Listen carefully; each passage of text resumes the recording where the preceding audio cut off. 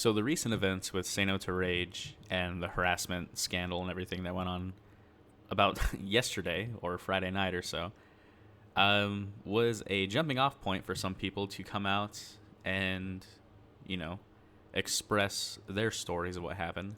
This video is going to be a bit more serious because of the nature of some of these allegations and everything. Um, with that being said, I do want to start off with something funny. Humor is not lost on me in times where, things like this are going on. So JP Blink says, my DUI isn't looking as bad now, huh, people of the Destiny community? Never drink and drive. I blew .01 over, which is nothing, but at the end of the day, it was against the law, and I learned from it. But, what did you learn? It's just funny. If you've ever seen that meme of JP Blink and his DUI picture, people share it around. It's just a meme. The guy screwed up. People make fun of him for it. It happens. Anyway, the fact that he's talking about it now, Defilament says, wow, imagine not keeping your mouth shut about your DUI and comparing it to people who have been sexually harassed. Just shut up and delete the tweet. Very, very good response there, but this is just humorous. Oh my gosh. We all do stupid stuff, but comparing what you did to what other people are doing isn't exactly the way you go about treating those situations. Anyway, what's going on? I want this to be like a catch-up type of video, like for those of you who don't know what's going on so you can see. Let's start with the biggest one. Okay, so this is posted by @RyanQT. I'm done being silent. Basically, she talks about how in 2015 she was approached by a Destiny streamer, and basically they brought her in, but they alienated her, and when things weren't exactly working out, they came in and harassed her, posting a bunch of stuff. She says right here is a very toxic relationship, but I felt stuck. He and his friends have become my friends. If it wasn't him, I had no reason to be in the clan. I knew those friends would stop talking to me as well. I didn't want to lose those friends who thought I cared about me and liked me for more than just being his girlfriend.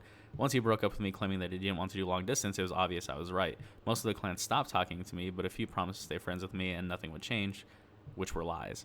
Anyway, they talk about going into her stream and just harassing her and saying a bunch of racist and crazy stuff. And that's not the only accusation of racism and BSK members. There is, let me see if I can find it over here. There's a video of Vince saying the N-word. I think I have it pulled up on my other screen here. Give me a second. And G1 has severed ties with Luminosity Vince and Lil Sonic. I don't know exactly what Lil Sonic did, but yeah. Let me see. I know it was responding to Tadium's tweet. So this is Tadium talking about the reality behind BSK and how he looked up to them and they did nothing but degrade him and make fun of him when they were playing Sweats. Just being overall bad people, annoying, stuff like that. But I'm trying to find... Oh, here it is. So the funny thing about this whole thing at the very end, where Tadium's talking about the reality behind BSK, at the very end, he comes around here saying, I would like to state that the one person I would like to exclude from all this is Vince. Even if Vince did laugh and joke with them at the end of the day, he's still shown a level of respect towards us as players and even as individuals. I feel as though Vince has been with these people because he has been subjected to the statement I said above. Whether that is true or not, he hasn't shown any source of passion to degrade others. Anyway, this guy tweets at him showing this. I will play the whole thing because if my channel gets deleted, I don't care. Get fuck out of here, nigger. Oh my Bitch. god, it's so bad.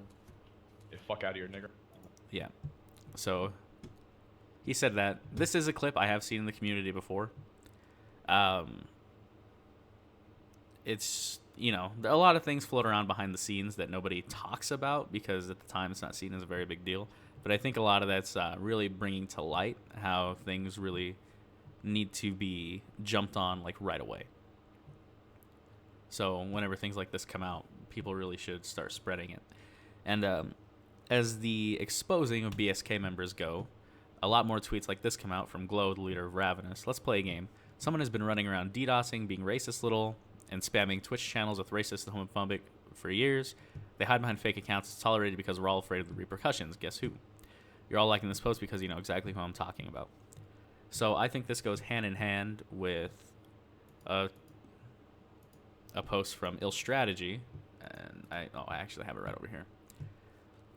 I hate to change the narrative because some of the female victims deserve to be heard, but I feel some of the BSK members are long overdue. Those same guys exposing aimbotters supported cheaters in the form of DOSing for years. Luminosity and Extreme, knowing he was a DOSer. So again, this is another screenshot I have seen floating around in the past. I disregarded it because, like Lumi says in the post, that it was in the past. But to be honest, you never really know if people stop doing it just because they say they do. Anyway, let's read this. That was before he joined BSK. He's owned up to it. He's owned up to his mistake, and that's 100% taken out of context. That was straight up someone just getting tired of DDoSing and obviously did something I don't agree with it, which is simply hitting people back who hit him. But to say the whole clan DOSes, no one BSK played against in the last tourney was it. Last tourney I played, I was the one getting hit. And you can pause the video and read that if you like. Anyway, Extreme, here's a Discord screenshot. Agreed, won't happen for future. The small chance I do DDoS somebody, I'll tell you. I have nothing to hide. I'm always honest with everyone. You can ask Sonic that I've known him for years. So a lot of, this is them straight up admitting to being in league with DDoSers. It's not specified whether or not they're weaponizing it towards, teams that they're playing against in tournaments, but I mean, it's kind of assumed, I think, by other players. I'll let you decide what you want to think about that. Anyway, I think I told you this already. We are terminating a relationship with Vince and Sonic effective immediately. We are an inclusive organization united by a shared passion for gaming, and it has been apparent to us that these actions of these individuals go against what we stand for. In light of recent events, we have decided to permanently sever our relationship with Luminosity. Effective immediately, we stand with the courageous woman who spoke out and will not condone behavior like this of any kind.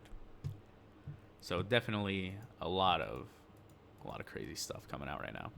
Back to Luminosity and the sexual harassment claims. This is him basically being Harvey Weinstein.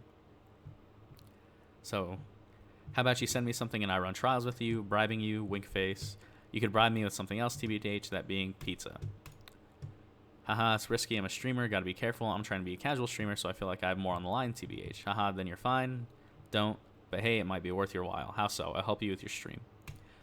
Exactly, just like the Harvey Weinstein stuff. You slept with Harvey Weinstein in Hollywood, he got you movie roles, and this is Lumi using his power to get nudes, essentially, to help people with their stream. Yeah, crazy stuff. Deleted tweets from Lumi from not too long ago.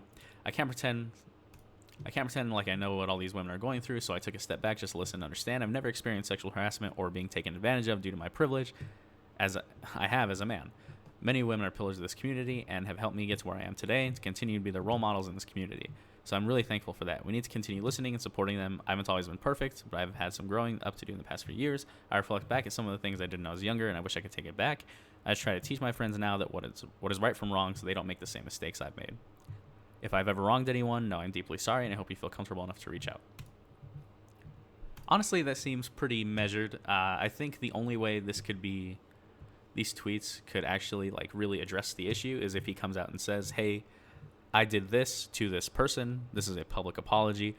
I think if the person who does the harassment is the one to bring it out, and they don't have to say who it's about, or they could just say something like, hey, I was involved in the harassment of a person. If they want to come out, they can, just letting the community know that I made a mistake and I'm making strides towards fixing it. I think if they did something like that, just admitting fault right away and apologizing before anything else even comes out, that might be the best way to handle it.